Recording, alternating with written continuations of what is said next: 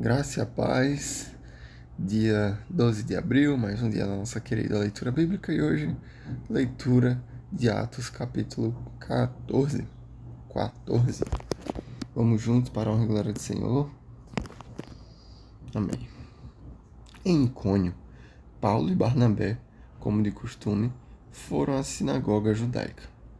Paulo, já não era mais Saulo, era Paulo, estava andando com Barnabé e foram à sinagoga. Ali falaram de tal modo que veio a crer grande multidão de judeus e gentios. Mas os judeus que se tinham recusado a crer e se incitaram os gentios e irritaram-lhes o ânimo contra os irmãos. Paulo e Barnabé passaram bastante tempo ali, falando corajosamente do Senhor, que confirmava a mensagem de sua graça, realizando sinais e maravilhas pelas mãos deles. O povo da cidade ficou dividido. Alguns estavam a favor de judeus, outros a favor dos apóstolos. Formou-se uma conspiração de gentios e judeus, com os seus líderes para maltratá-los e apedrejá-los.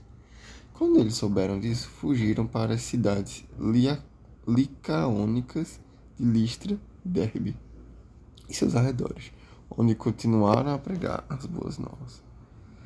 Em Listra havia um homem paralítico dos pés, aleijado desde o nascimento, que vivia ali sentado e nunca tinha andado. Ele ouvira falar quando Paulo olhou diretamente para ele e viu que o homem tinha fé para ser curado. Olha só. Antes de Paulo ver se por meio de Jesus, lógico, faria um milagre, ele viu que seria possível. Por quê? Porque o homem tinha fé para ser curado. E aí disse em alta voz: levante-se, fique em pé. Com isso, o homem se deu um salto e começou a andar. Ao ver o que Paulo fizera, a multidão começou a gritar em língua licaônica: os deuses desceram até nós em forma humana. A Barnabé chamavam Zeus e a Paulo chamavam Hermes, porque era ele que trazia a palavra.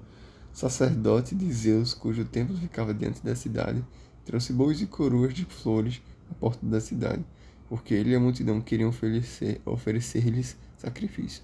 Ou seja, na cidade que Paulo e Barnabé estavam,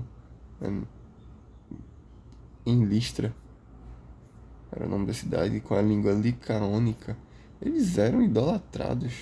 Flores, bois para fazer churrasco, vê?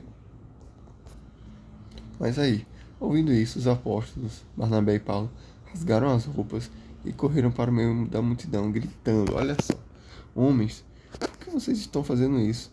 Nós também somos humanos. Tá isso de amarelo. Nós também somos humanos como vocês.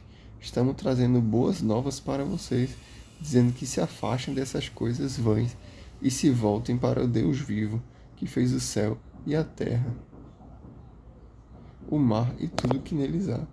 No passado ele permitiu que todas as nações seguissem os seus próprios caminhos. Contudo, Deus não ficou sem testemunho. Mostrou sua bondade, dando-lhes chuva do céu e colheitas no tempo certo, concedendo-lhes sustento com fartura e um coração cheio de alegria. Apesar dessas palavras, eles tiveram dificuldade para impedir que a multidão lhes oferecesse sacrifícios. Tá vendo? Então, o que acontece? Quando a gente está em posição de holofote, as pessoas tendem a confundir as coisas. Natural do ser humano, tá? Tendem a confundir as coisas. Involuntariamente, eles colocam uma posição de idolatria para aquela pessoa. Isso até em igreja, tá? Não estou dizendo que são todos, mas é comum. É uma questão muito complicada. E até a própria pessoa que está lá ministrando, pregando, recebe muitos elogios, recebe muita atenção. Ela tende a empinar a cabeça e não lembrar de onde ela veio e que os últimos serão os primeiros, né? Então é uma tendência, a gente precisa se lembrar diariamente disso. E o que é que tem que ser feito, né? Paulo e Barnabé glorificaram a Deus. glorificaram a Deus e disseram, né? Cadê? Homens que estão dizendo, nós também somos humanos como vocês. Estamos trazendo boas novas para vocês, dizendo que se afastem dessas coisas ruins e voltem para Deus, que fez o céu e a terra, e o mar e tudo que neles há. Então tirou deles a idolatria, né? Não sou eu, é Jesus, é Deus. Assim deve ser feito. E então, alguns judeus chegaram de Antioquia e de Icônio e mudaram o ânimo das multidões. Apedrejaram Paulo e o arrastaram para fora da cidade, pensando que estivesse morto. Eita, poxa. Mas, quando os discípulos se juntaram em volta de Paulo, ele se levantou e voltou à cidade. No dia seguinte, ele e Barnabé partiram a Derbe. Ou seja, na mesma cidade, em minutos, ele foi de idolatrado para apedrejado. Onde é que isso acontece? Em vários lugares. Por exemplo, um técnico de futebol. Ele pode fazer uma campanha brilhante. Em poucos jogos, numa sequência ruim, ele é chutado como vilão. É outra coisa, né? As pessoas estão muito prontas para julgar o erro, para apontar o erro, mas esquecem do que a pessoa fez de bom. E isso é interessante, é importante a gente olhar para essa perspectiva também, porque todo mundo erra. Mas eu não vou apedrejar por isso, se ela está fazendo para a glória do Senhor. E olha, Paulo nem errou aqui, tá? Mas simplesmente os judeus estavam com ódio no coração. Mas enfim. Eles pregaram as boas novas naquela cidade, em Derbe, né? E fizeram muitos discípulos. Então voltaram para Listra, Icônio e Antioquia, fortalecendo os discípulos e encorajando-os a permanecer na fé, dizendo: é necessário que passemos por muitas tribulações para entrarmos no reino de Deus. Barnabé e Paulo designaram-lhes presbíteros em cada igreja.